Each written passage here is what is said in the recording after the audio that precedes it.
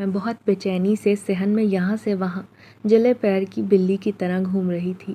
کبھی دروازے کی کنڈی کو دیکھتی، کبھی گھڑی پر نگاہ ڈالتی اور کبھی دروازے کی بنی ہوئی درزوں سے جھانک کر سنسان گلی کو گھورتی جہاں چاروں اور سناٹا پھیلا تھا۔ رات کے 11 ہونے کو آئے تھے مگر احمد کا کچھ اتا پتہ نہیں تھا۔ دل میں خیال آیا کہ فون کر کے پوچھ لوں، مگر پھر سوچا کہ شاید سفر میں ہوں، مصروف ہوں اور میں خواہ پریشان کر دوں۔ میں صحن کی زمین پر میرے قدموں کے نشان بن گئے تھے۔ پچھلے 2 گھنٹوں سے میں یوں ہی بلی کی طرح چکر کاٹے جا رہی تھی۔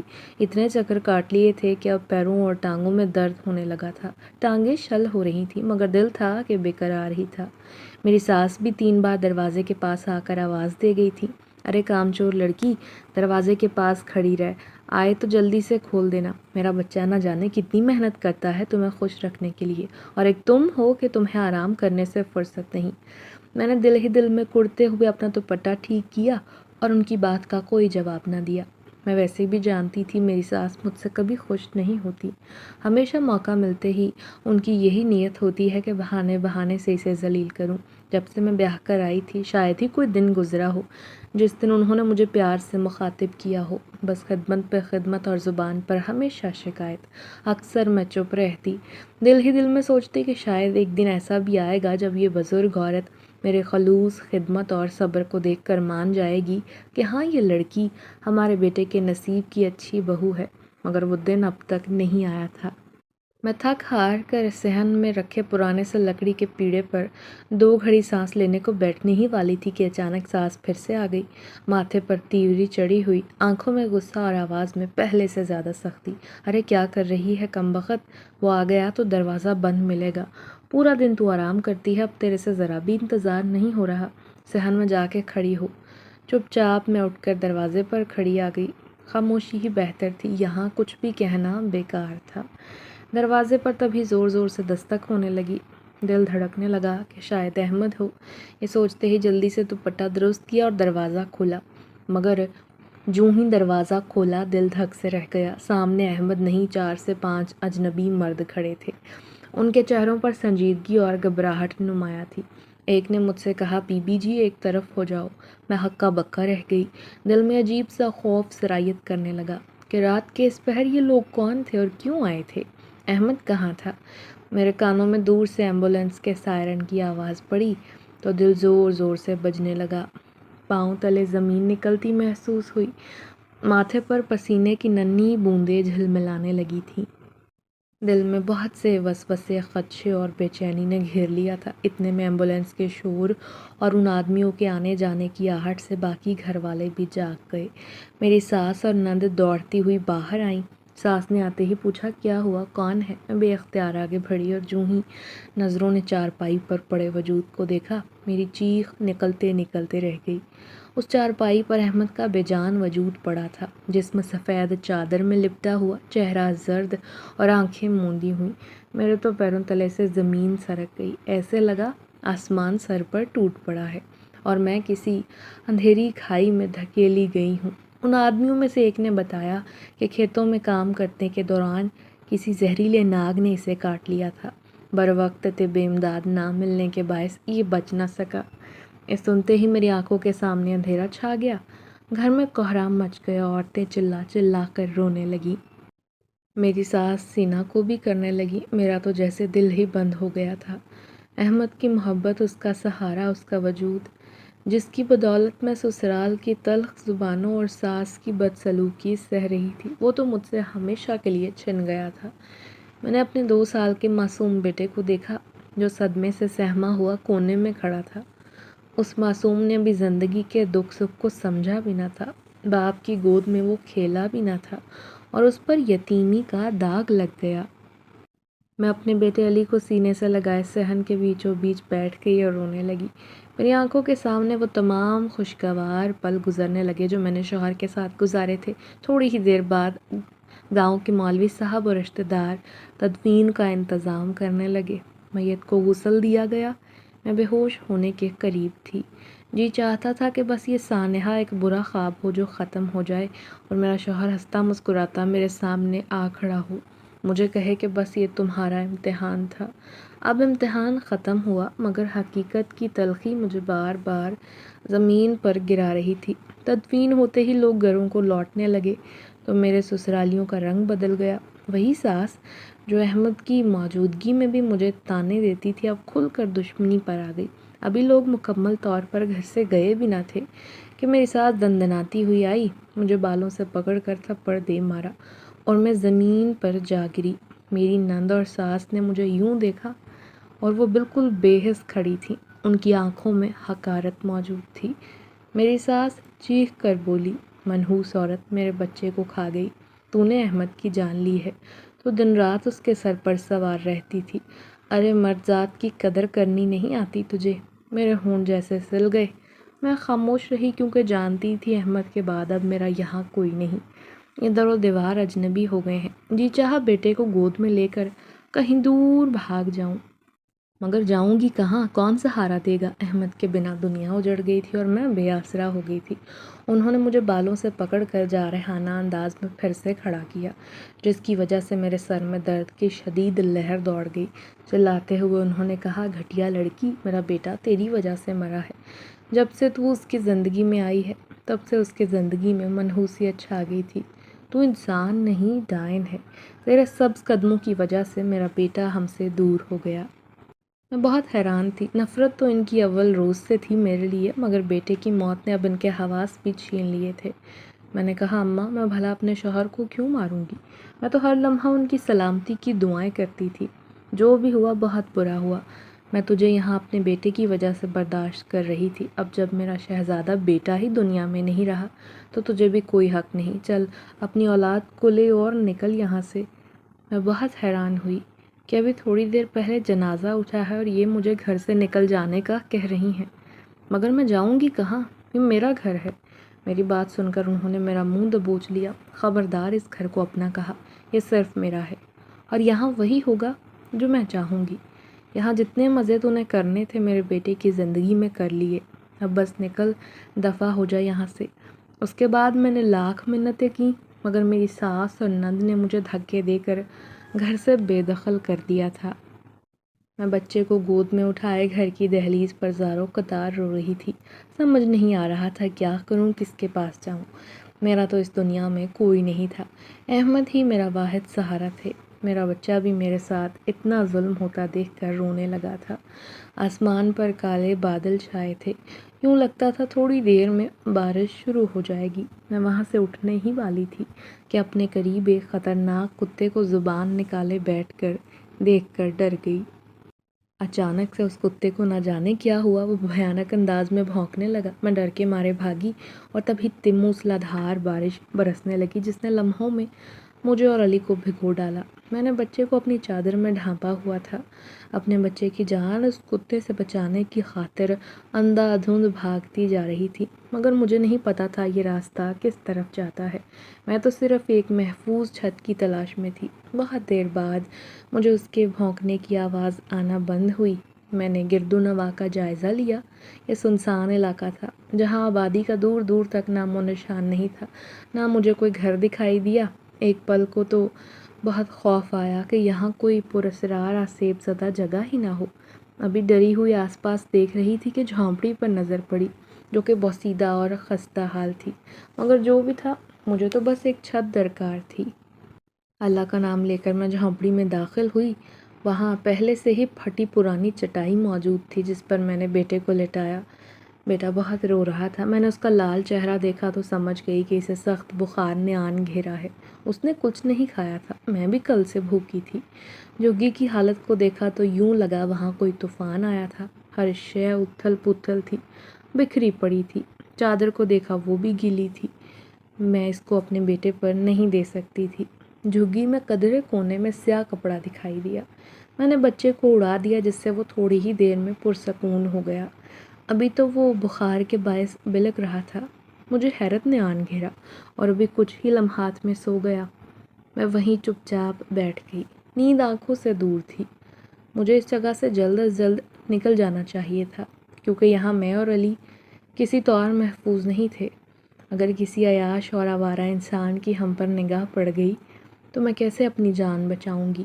ایسے ویران علاقوں میں ہی ہزاروں طرح کی وارداتیں ہوتی ہیں۔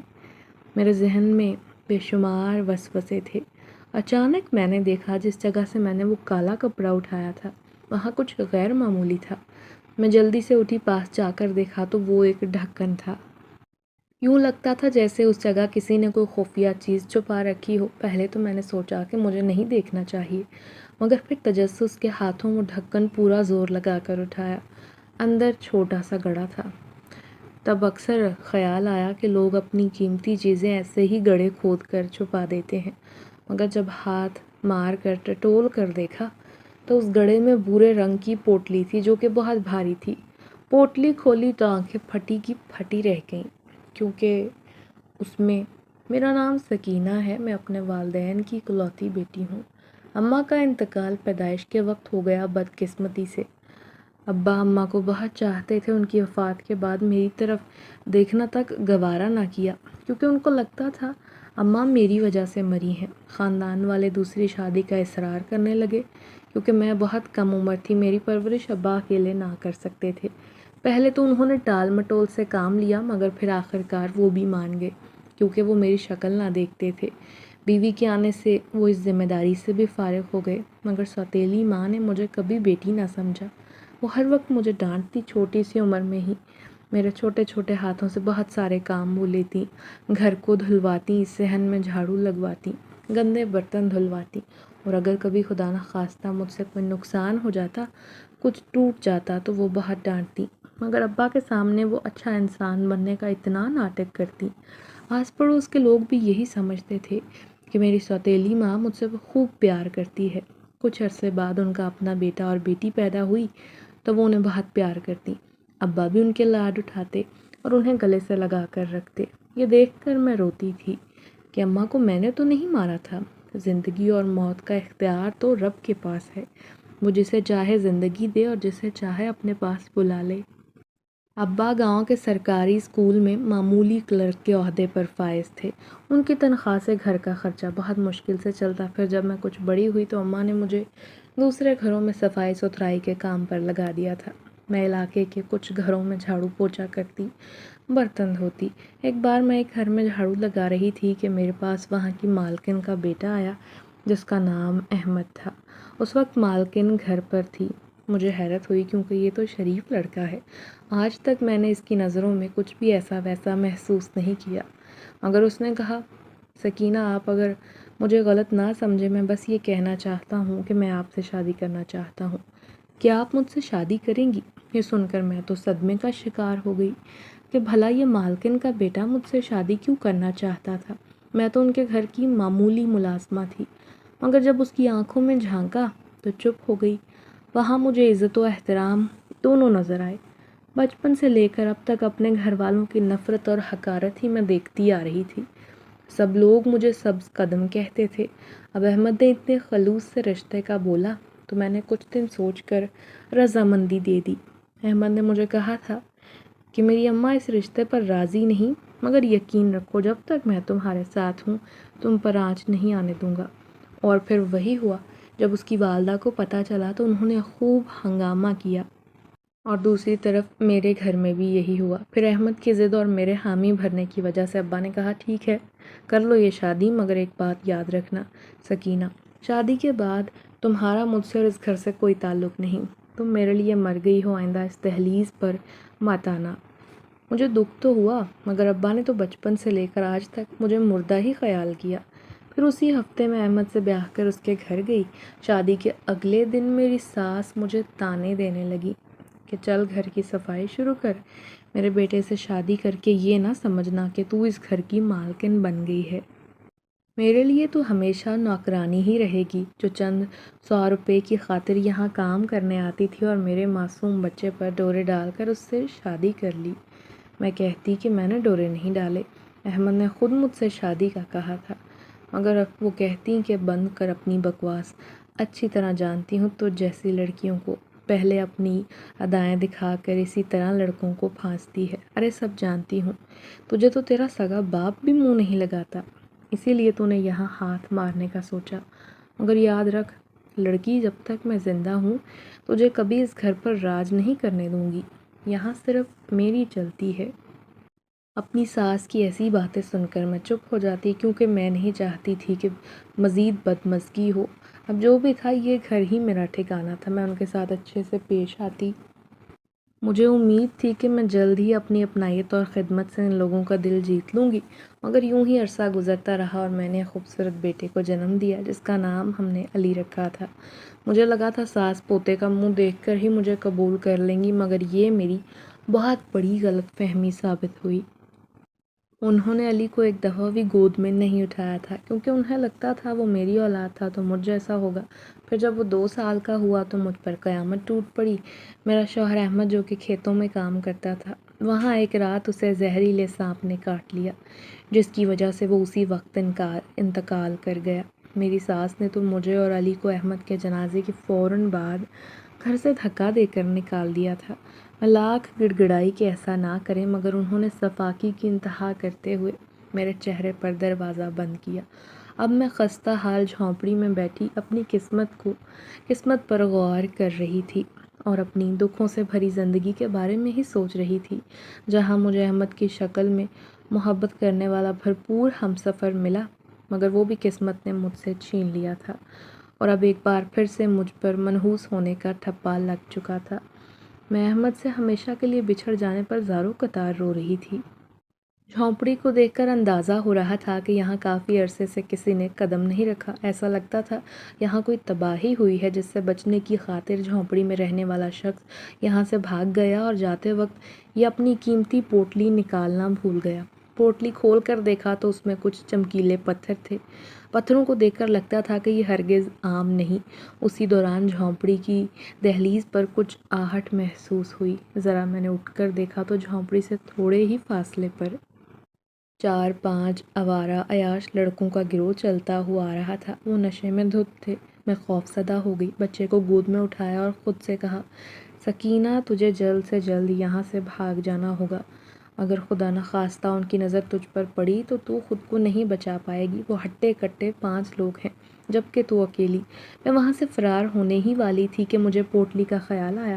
پہلے سوچا کہ ضرور کسی کی امانت ہے، مجھے اسے نہیں لے جانا چاہیے، مگر پھر سوچا کہ اگر یہ ان آوارہ لوگوں کے ہاتھ لگ گئی تو ضائع ہو جائے گی۔ اسے سنبھال لوں گی اور پوٹلی کے مالک کو مناسب وقت آنے پر تلاش کروں گی۔ جب میں جھونپڑی سے باہر نکلی تو بارش رک چکی تھی۔ میں وہاں سے بنا آہٹ پیدا کیے چلنے لگی اور چلتے ہوئے مجھے اچانک سے احساس ہوا جیسے میرے پیچھے کوئی چل رہا ہے۔ میں نے ڈرتے ہوئے سوچا کہ کہیں وہ آوارہ لڑکے تو میرے پیچھے نہیں آ گئے، مگر تبھی مجھے نسوانی آواز سنائی دی۔ ایک عورت نے کہا، ارے کدھر جا رہی ہے؟ آواز سنتے ہی میں مڑی تو دیکھا سامنے ایک عورت کھڑی تھی جس کے بال کھلے تھے اور اس نے سیاہ لباس پہن رکھا تھا۔ مجھے تو اس کا حلیہ دیکھ کر ہی خوف آنے لگا۔ پہلے ہی سڑک اتنی سنسان تھی جہاں دور دور تک کسی چرند پرند کا نام و نشان نہ تھا۔ میں ڈرتے ہوئے میں نے کہا، میں سکینہ ہوں، بس یہاں سے جا ہی رہی تھی۔ اسے دیکھ کر عجیب عجیب خیالات آنے لگے، کیونکہ اکثر ہم نے بلکہ بچپن سے سن رکھا ہے کہ غیر آباد جگہوں پر دوسری مخلوق کا بسیرا ہوتا ہے، اور اگر کوئی انسان غلطی سے ان کی آبادی میں قدم رکھے تو یہ آسیب ہمیشہ کے لیے اس کے ساتھ چمٹ جاتے ہیں اور انسان چاہتے ہوئے بھی کچھ کر نہیں سکتا، ان سے جان نہیں چھڑوا سکتا۔ میری بات سن کر وہ بولی، تم آخر اس بچے کو لے کر اتنی رات کے اس جگہ کیوں رکی ہو؟ کیا تم نہیں جانتی کہ اس وقت اگر کسی کے ہاتھ لگ گئی تو تمہارا انجام کیا ہوگا؟ بے اختیار میرے آنسو بہنے لگے۔ میں نے آنسو صاف کرتے ہوئے کہا، میرا کوئی گھر نہیں، نہ کوئی ٹھکانہ ہے۔ ابھی کچھ دیر پہلے شوہر کا انتقال ہوا، میری ساس نے دھکے دے کر گھر سے بے دخل کر دیا ہے۔ میری بات سن کر اس عورت نے کچھ دیر گھورا، وہ سر سے پاؤں تک گھورتی رہی، جس وجہ سے میں بہت بے چین ہوئی، مگر جب اس نے کہا، اگر تم چاہو تو میرے ساتھ میرے گھر چل سکتی ہو، تمہاری ابھی بھی ویسے عدت پوری کرنے کے دن ہے، اتنے چھوٹے بچے کو لے کر کہاں در بدر کی ٹھوکریں کھاتی پھرو گی؟ تم اچھے سے سوچ کر فیصلہ کرو، کیونکہ لڑکی اس میں تمہارا فائدہ ہے۔ یہ جگہ تم جیسی حسین جوان کے لیے محفوظ نہیں، قدم قدم پر تمہیں ایسے ہی ہوس زدہ درندے ملیں گے جو تمہیں نوچنے کو تیار بیٹھے ہیں۔ میں چپ ہو گئی۔ بات تو اس کی سچی تھی، مگر مجھے تو سر چھپانے کے لیے چھت درکار تھی۔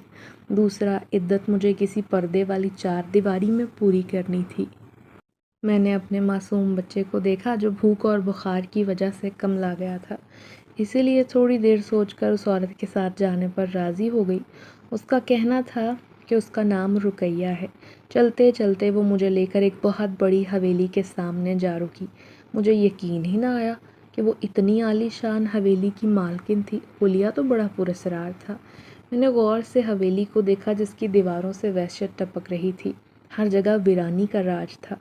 اس عورت نے مجھے یوں ایک جگہ پتھر بنے ہوئے دیکھا تو سخت مزاج میں بولی، یہاں کھڑی کھڑی کیا سوچ رہی ہے؟ اگر تجھے ڈر لگ رہا ہے تو میں تمہیں یہاں رہنے پر مجبور نہیں کروں گی، مگر پھر انجام کی ذمہ دار تم خود ہوگی، کیونکہ یہاں ہر کوئی تمہیں میری طرح اپنے گھر میں رہنے کی اجازت نہیں دے گا۔ ہر کوئی تمہیں روننے کو تیار بیٹھا ہے۔ اس کی بات سنتے ہی میں ہوش میں آئی اور اپنے خوف زدہ کر دینے والے خیالات کو جھٹکا اور سوچا کہ مجھے ابھی کچھ عرصے کے لیے کہیں پناہ لے لینی چاہیے، پھر جب کوئی کام دھندا ڈھونڈ لوں گی تو کسی کرائے کے ایک کمرے کے گھر میں شفٹ ہو جاؤں گی، کیونکہ اتنی بڑی حویلی کو لے کر طرح طرح کے خیالات ذہن میں آ رہے تھے۔ خیر میں اللہ کا نام لے کر حویلی میں داخل ہو گئی۔ اندرونی حصے کا ماحول بہت عجیب تھا۔ در و دیوار پر عجیب تصویریں آویزاں تھیں جن پر کسی انجان زبان میں کچھ لکھا گیا تھا۔ سمجھ نہیں آ رہا تھا کہ ان لکھے گئے حروف کا مطلب کیا ہے۔ حویلی کی ہر چیز حیرت انگیز طور پر سیاہ رنگ کی تھی۔ وہاں موجود تمام صوفے، قالین اور پردے کالے تھے، جس کی وجہ سے روشنی ہونے کے باوجود اندھیرا چھایا دکھائی دیا۔ رقیہ نے کہا، رات بہت ہو گئی ہے، سامنے والے کمرے میں چلی جاؤ اور سو جاؤ۔ کل جلدی جاگ جانا، کیونکہ صفائی ستھرائی کا کام اب تمہیں کرنا ہے۔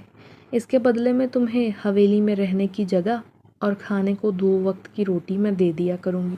میں اسی میں راضی تھی، کیونکہ یہ بھی اللہ کا کرم تھا کہ اس نے میرے اور علی کے رہنے کا انتظام کر دیا تھا۔ اگر یہ مجھے نہ ملتی تو نہ جانے کتنے دنوں تک میں سڑکوں کی خاک چھانتی رہتی۔ خیر میں کمرے میں آ گئی۔ کمرہ دھول مٹی سے اٹا ہوا تھا، یوں لگتا تھا کبھی یہاں صفائی نہیں کی گئی۔ بڑی مشکل سے لیٹنے کے لیے جگہ بنائی، بچے کو لٹایا اور خود بھی لیٹ گئی۔ تب میرا تھکن سے برا حال تھا۔ اعصاب پر اس قدر تھکن سوار تھی کہ لیٹتے ہی آنکھ لگ گئی، مگر ابھی مجھے سوئے تھوڑی دیر گزری تھی کہ تیز چنگھاڑتی آواز کانوں میں پڑی۔ پہلے تو وہم لگا، مگر آوازیں مسلسل آتی رہیں تو مجھے اٹھنا ہی پڑا۔ اٹھ کر میں نے کھڑکی سے باہر جھانکا تو وہاں بہت سی چمگادڑوں کا جھنڈ اڑتا آ رہا تھا جو حویلی کے اوپر تھی، اور دیکھتے ہی دیکھتے وہ سب رقیہ کے کمرے کی کھڑکی سے اندر داخل ہو گئیں۔ میں بت بنی یہ نظارہ دیکھ رہی تھی۔ میں گھبرا کر کمرے سے باہر آئی تاکہ رقیہ بی بی کی مدد کر سکوں۔ مجھے لگا تھا کہ وہ ڈر گئی ہوں گی، مگر ابھی میں ان کے کمرے کے دروازے تک پہنچی تھی کہ اپنے پیچھے کسی کی موجودگی کا احساس کر کے رک گئی، مگر جب ایک دم سے رقیہ بی بی کی آواز سنی تو فوراً پلٹی۔ وہ مجھے بہت غصے سے گھورتے ہوئے بولی، اے لڑکی، تو یہاں میرے کمرے کے باہر کیا کر رہی ہے؟ جب میں نے تجھے کہا تھا کہ باہر نہ نکلنا تو تیری اتنی جرأت، تو نے میرے حکم کی خلاف ورزی کی۔ میں ان کی بات سن کر ڈر گئی، مگر پھر ہمت کرتے ہوئے کہا، کیا آپ کے کمرے میں ابھی میں نے کچھ خوفناک چمگادڑوں کو داخل ہوتے دیکھا ہے؟ کیا بکواس کر رہی ہے؟ میرے کمرے میں بھلا چمگادڑوں کا کیا کام؟ میں نے کہا، بی بی میں مذاق نہیں کر رہی، آپ ایک دفعہ خود دیکھ لیں، پھر آپ کو بھی میری بات پر یقین آ جائے گا۔ انہوں نے جب کمرے میں جا کر دیکھا تو میری آنکھیں پھٹی کی پھٹی رہ گئیں۔ مجھے اپنی آنکھوں پر یقین ہی نہ آیا، کیونکہ ان کے کمرے کی کھڑکیاں بند تھیں۔ ارے بی بی میں جھوٹ نہیں بول رہی، میں نے اپنی آنکھوں سے دیکھا ہے۔ مگر میرے لاکھ صفائیاں دینے کے باوجود وہ طیش میں آ گئیں۔ میرے بال مٹھی میں جکڑے اور کہا، ابھی تجھے یہاں آئے کچھ گھنٹے بھی نہیں ہوئے اور آتے ہی تو نے میرے ساتھ گھٹیا مذاق شروع کر دیے۔ ارے بھول نہ کہ میں حویلی کی مالکن ہوں، تجھے وہی کرنا ہے جو میں کہوں گی۔ خیر میں نے ان سے معافی مانگی اور کمرے میں آ گئی، مگر ڈر کے مارے اس کے بعد مجھے نیند نہیں آئی۔ فجر کے قریب کہیں جا کر آنکھ لگی، تب رقیہ بی بی نے آ کر دروازہ کھٹکھٹا دیا کہ اٹھ جا، جلدی سے کام پر لگ، پہلے ناشتہ بنا اور اس کے بعد کمروں کی صفائیاں شروع کر دے۔ میں فوراً باورچی خانے میں آئی، ناشتہ تیار کیا، بچے کو دودھ دیا اور رقیہ بیوی کے لیے باہر میز پر کھانا چن دیا۔ اس کے بعد میں صفائی کرنے لگی، مگر ایک کمرے کے قریب جانے سے انہوں نے مجھے منع کر دیا تھا۔ انہوں نے اس بار بہت سختی سے کہا کہ سکینہ، اگر میں نے تجھے اس کمرے کے آس پاس بھٹکتے ہوئے دیکھا تو مجھ سے برا کوئی نہ ہوگا۔ مجھے ان کی بات عجیب لگی تھی کہ آخر ایسی کیا وجہ ہے جو مجھے یہاں جانے سے روک رہی ہیں، مگر بہرحال مجھے ان کی بات ماننی ہی تھی۔ مجھے لگا کہ ضرور اس کمرے میں کوئی تو راز ہوگا جو انہوں نے چھپایا ہے، اور یہ نہیں چاہتی کہ وہ راز کسی کے سامنے کھلے۔ خیر، میں صفائی کرتی رہی اور اس دوران وہ اپنے کمرے میں بند ہو گئیں۔ مجھے پورا دن صفائی میں لگ گیا۔ جب فارغ ہوئی تو اچانک اوپری منزل سے مخصوص کمرے سے آواز آئی، جو کہ کمرہ بند تھا۔ کسی کی آہٹ تھی، ایسا لگتا تھا جیسے کوئی تکلیف میں ہے۔ پہلے تو وہم لگا، مگر جب کسی کی ہلکی سرسراہٹ سنی تو دروازے کے پاس گئی، مگر تالا لگا دیکھ کر وہیں خود کو روک لیا۔ کان لگا کر سننے کی کوشش کی تو کوئی درد بھری آواز میں بول رہا تھا، مجھے یہاں سے نکالو، خدا کے لیے میری مدد کرو۔ مجھے لگا جو اندر ہے، جو بھی قیدی ہے، وہ تکلیف برداشت کر کر کے تھک چکا ہے۔ مجھے رقیہ بیوی کے کمرے سے نکلنے کا معلوم ہوا تو فوراً نیچے آ گئی، مگر سوچ لیا تھا کہ اصل معاملے کی تہہ تک پہنچ کے رہوں گی۔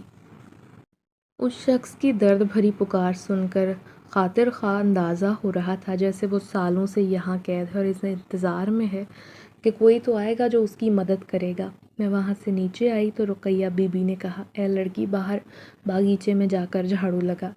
میں پہلے ہی صفائی کمرے صاف کر کر کے تھک گئی تھی، مگر اب باغیچہ صاف کرنے کا سنا تو نہ چاہتے ہوئے بھی حامی بھر لی، کیونکہ میرے پاس ان کو انکار کرنے کا کوئی چارہ نہیں تھا۔ جھاڑو لگاتے ہوئے اچانک سے میری نظر باغیچے کے پاس ایک کھڑکی پر گئی تو وہ کھڑکی سے باہر بہت گرد آلود اور ٹوٹی پھوٹی تھی۔ میں نے جھاڑو ایک طرف رکھا اور وہاں اس کے قریب جا کر اندر جھانکا تو وہ کوئی اسٹور روم تھا جہاں فالتو سامان اور پرانا فرنیچر پڑا تھا۔ جگہ جگہ مکڑیوں کے جالے تھے۔ پھر اس کے بعد علی کے رونے کی آواز پر میں اندر آئی، اس کے کھانے کا انتظام کیا۔ انہی کاموں میں رات ہو گئی۔ میں تھکن سے چور کچھ دیر سستانے کو لیٹ گئی، مگر ابھی آنکھیں بند ہی کی تھی کہ باہر صحن میں قدموں کی آہٹ سنائی دی۔ میں گھبرا کر اٹھ بیٹھی اور اس سوچ میں پڑ گئی کہ کہیں کوئی ڈاکو تو نہیں گھس آیا۔ اگر یہاں ڈکیتی ہو گئی تو رقیہ بیوی تو مجھے جان سے مار دیں گی، کیونکہ ان کو یہی لگے گا کہ میری لاپرواہی کی وجہ سے ایسا ہوا، جبکہ مجھے اچھے سے یاد تھا میں نے کمرے میں آنے سے پہلے سارے دروازے اور کھڑکیاں ٹھیک سے بند کی تھیں۔ مجھے باہر نکلتے ہوئے بھی خوف آ رہا تھا کہ اگر واقعی کوئی چور ہوا تو کہیں میرے بچے کو نقصان نہ پہنچا دے، مگر جو بھی تھا، میں یوں ہاتھ پر ہاتھ دھرے بیٹھ نہیں سکتی تھی، اب کچھ نہ کچھ تو کرنا ہی تھا۔ میں نے کمرے سے باہر جھانکا تو سامنے کا منظر دیکھ کر میری آنکھیں کھلی کی کھلی رہ گئیں۔ سامنے کچھ سیاہ لباس میں دو آدمی تھے جن کا چہرہ ڈھکا ہوا تھا۔ انہیں رقیہ بیوی کے کمرے میں جاتے دیکھ کر میرا شک یقین میں بدل گیا، کیونکہ وہ کچھ تو ایسا پراسرار کام کرتی تھی جو سب سے پوشیدہ تھا۔ اسی وجہ سے میری رات کو کمرے سے نکلنے پر اتنا طیش میں آ گئی تھی۔ میں ان کے کمرے کے دروازے کے قریب آئی اور سننے کی کوشش کی تو رقیہ بیوی نے چیختے ہوئے کہا کہ تم لوگوں سے اب تک وہ خزانہ نہیں ڈھونڈا گیا۔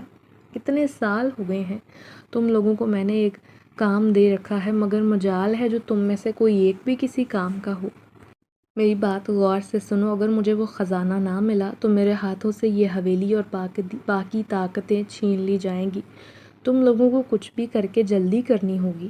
اگر تم لوگوں نے اماوس کی رات سے پہلے پہلے مجھے وہ خزانہ تلاش کر کے نہ دیا تو میں ایک ایک چیز جلا کر راکھ کر دوں گی۔ رقیہ بیوی کی بات ختم ہوئی تو جواب میں بہت بھیانک آواز سنائی دی، جس کا کہنا تھا کہ مالکن، ہم اسی کام پر لگے ہیں، ہر جگہ ہم نے چھان لی ہے، اس علاقے کا چپا چپا کونا کونا چھان مارا ہے، مگر نہ جانے قیدی نے وہ خزانہ کس جگہ دفن کیا ہے۔ ہم نے علاقے کی ساری زمین کو چھان مارا، مگر ایسا لگتا ہے جیسے وہ خزانہ کسی انسان کے ہاتھ لگ چکا ہے اور وہ اسے اپنے ساتھ لے گیا ہے۔ رقیہ بیوی نے کہا کہ اگر ایسا ہے تو کسی انسان کو اس خزانے سے کوئی فائدہ نہیں ہونے والا، کیونکہ وہ بس دکھنے میں پتھر دکھائی دیتے ہیں اور معمولی انسانوں کو ان کی قیمت کا اندازہ نہیں۔ مجھے ہر حال میں اپنے عمل کو پورا کرنے کے لیے وہ شیطانی طاقتیں حاصل کرنے کے لیے خزانہ چاہیے۔ جو اس قیدی کا تھا۔ اتنے سالوں کی محنت کو میں یوں ہی رائے گاہ نہیں جانے دے سکتی۔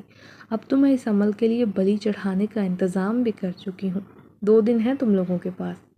ان 2 دنوں میں مجھے خزانہ ہر حال میں ڈھونڈ کر دو، ورنہ میں تم دونوں کا کام تمام کر دوں گی، سمجھے تم لوگ؟ اس کے بعد وہ لوگ نہ جانے کیا کیا باتیں کرتے رہے، مگر میرے کان سائیں سائے کرنے لگے، جس کا مطلب تھا وہ پوٹلی جو میں اس خستہ حال جھونپڑی میں سے اپنے ساتھ لائی ہوں، اس پوٹلی میں پڑے وہ پتھر جو کہ معمولی لگتے تھے اب معمولی نہ رہے تھے، بلکہ وہ کوئی خاص خزانہ تھے۔ میرے ماتھے پر پسینے کے قطرے نمودار ہو گئے، کیونکہ رقیہ بی بی کی باتیں سن کر اندازہ ہو گیا تھا وہ کوئی شیطانی عمل کر رہی ہیں، اور وہ ہرگز عام عورت نہیں۔ ان کا مقصد محض کالی طاقتیں حاصل کرنا تھا۔ میں وہاں سے بھاگ کر اپنے کمرے میں آئی اور اس بورے رنگ کی پوٹلی کو علی کے کمبل میں اچھے سے چھپا لیا، کیونکہ یہ کسی صورت میں اس گھٹیا عورت کے ہاتھ نہیں لگنا چاہیے تھا۔ اب مجھے سمجھ آیا کہ یہاں میرا آنا قدرت نے طے کر رکھا تھا، تاکہ میں اس کمرے میں موجود شخص کی مدد کر سکوں اور اسے قید سے رہائی دلوا سکوں۔ میں تو ہمیشہ سے ہی نرم دل، حساس فطرت لڑکی تھی۔ کسی کو مصیبت میں دیکھتی تو فوراً مدد کرنے پہنچ جاتی۔ میری پرورش بھلے میری سوتیلی ماں نے کی تھی، مگر میرے اندر میری اماں کا خون تھا جو کہ رحم دل تھی۔ اب مجھے صحیح موقع کی تلاش تھی، کیونکہ کسی بھی طرح مجھے اس قید شخص سے بات کرنی تھی، مگر اس کے لیے مجھے تالے کی چابی درکار تھی۔ پھر اگلے دن میں کاموں میں لگ گئی۔ رقیہ بی بی حسب معمول اپنے کمرے میں بند تھی۔ میرے پاس محض 2 دن کا وقت تھا۔ اس سے پہلے مجھے تالے کی چابی ڈھونڈنی تھی۔ صحن میں دھونے کے بعد میں کمروں کی تلاشی لینے لگی، مگر وہاں کچھ نہ ملا۔ پھر اسٹور روم کا خیال آیا۔ اللہ کا نام لے کر داخل ہوئی تو دھول مٹی کی وجہ سے سخت کھانسی آنے لگی۔ ایک ایک کر کے میں نے پرانے فرنیچر کے اوپر سے چادریں ہٹا کر دیکھا، مگر کہیں چابی نہ تھی۔ مایوس ہو کر لوٹنے والی تھی کہ اچانک میری نگاہ پرانے ڈریسنگ ٹیبل پر گئی۔ ٹیبل کی درازوں کو کھول کر دیکھا تو پرانی زنگآلود چابی میرے ہاتھ لگی۔ میں نے شکر کا کلمہ پڑھا، اسٹور روم کو بند کرتے ہوئے کمرے میں آ گئی۔ اب مجھے رات ہونے کا انتظار تھا، کیونکہ اس وقت رقیہ بی بی اپنے عمل میں مصروف ہوتی۔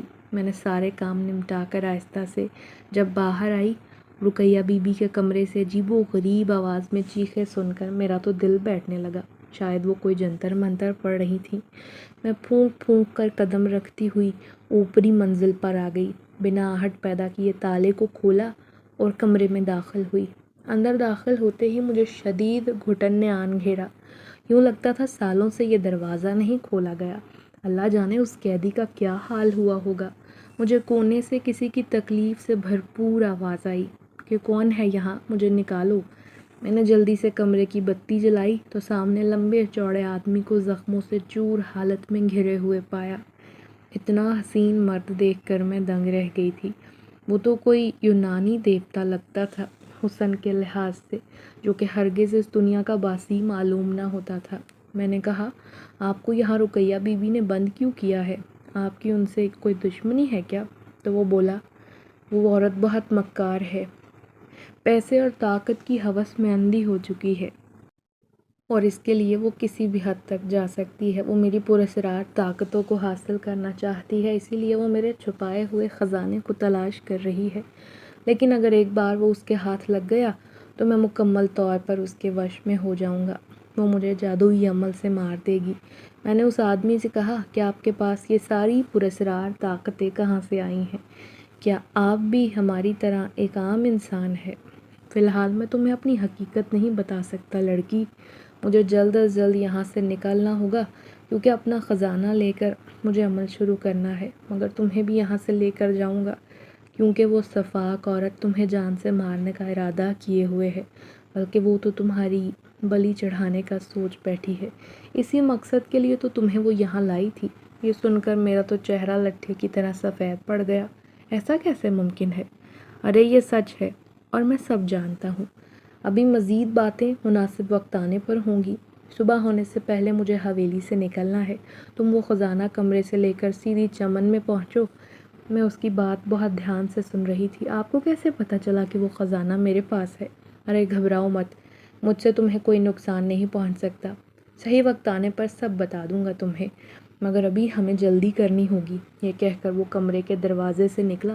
اس نے تیز آواز میں کوئی منتر پڑا تھا جس کی وجہ سے اس عورت کے کارندے جو کہ چمگادڑوں کے بیس میں پوری حویلی کے گرد گھوم رہے تھے، انہیں ہم دکھائی دینا ہی بند ہو گئے تھے۔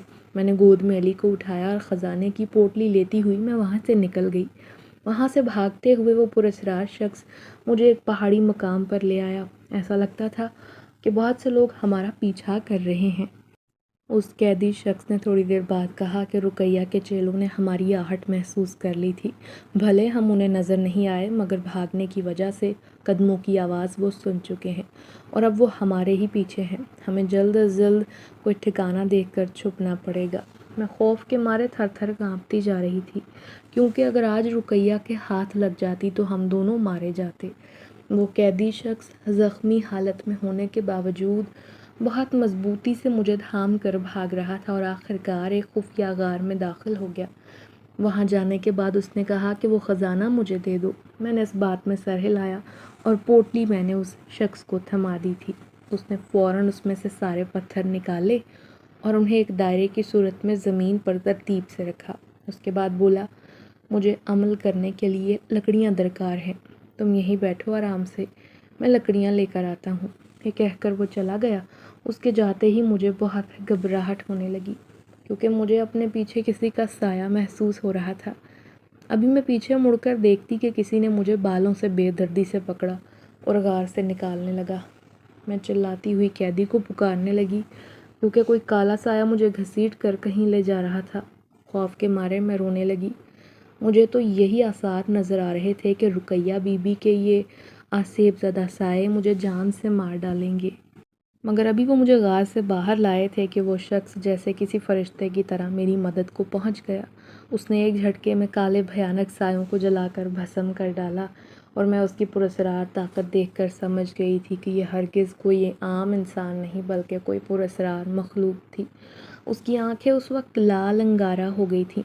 اس نے مجھے اندر غار میں جانے کا کہا اور لکڑیوں پر آگ لگاتے ہی عمل شروع کر دیا۔ اس نے مجھے ایک طرف بیٹھنے کا بول دیا تھا۔ یہ عمل اتنا بڑا تھا کہ پوری رات جاری رہا اور صبح ہوتے ہی ہر طرف چیخوں کی آوازیں گونجنے لگی۔ اس شخص نے گہری سانس بھری اور کہا، عمل ختم ہوا اور وہ صفاک عورت بھی جل کر خاک کا ڈھیر بن چکی ہے۔ اب کسی قسم کا کوئی ڈر نہیں۔ میں نے اس کا شکریہ ادا کیا اور اسے کہا، تم نے رقیہ بی بی کے آسیب زدہ سایوں سے میری جان بچا کر مجھ پر بہت بڑا احسان کیا۔ اگر تم وقت پر نہ آتے تو یقیناً میں اپنی جان سے ہاتھ دھو بیٹھتی۔ تم میرا شکریہ نہ کہو۔ تمہارا مجھ پر احسان ہے لڑکی کہ میری حقیقت جانے بغیر تم نے میری جان بچائی اور تم نے مجھے اس قید سے نکالا اور تو اور میرے جناتی خزانے کو تم نے اتنا سنبھال کر رکھا۔ جناتی خزانہ؟ آپ کون ہیں آخر؟ کیا ہے آپ کی حقیقت؟ اب تو بتا دیں۔ وہ بولا، میں جنزادہ ہوں، شہنشاہ ہوں، قبیلے کا سردار ہوں، میرے پاس بے شمار پراسرار طاقتیں ہیں مگر برسوں سے اس خبیث رقیہ نے مجھے قید کر رکھا تھا کیونکہ وہ میرا خزانہ ہتھیانا چاہتی تھی جو میں نے جھونپڑی کی زمین میں گاڑ کر چھپا دیا تھا۔ یہ حقیقت جان کر پہلے تو مجھے گھبراہٹ نے آن گھیرا مگر میں پھر پرسکون ہو گئی کیونکہ جو بھی تھا یہ جنزادہ نیک مخلوق تھا۔ اس نے اپنی مدد کرنے کے انعام کے بدلے میں مجھے ڈھیر ساری دولت دی اور اس کے بعد وہ اپنی دنیا میں لوٹ گیا تھا۔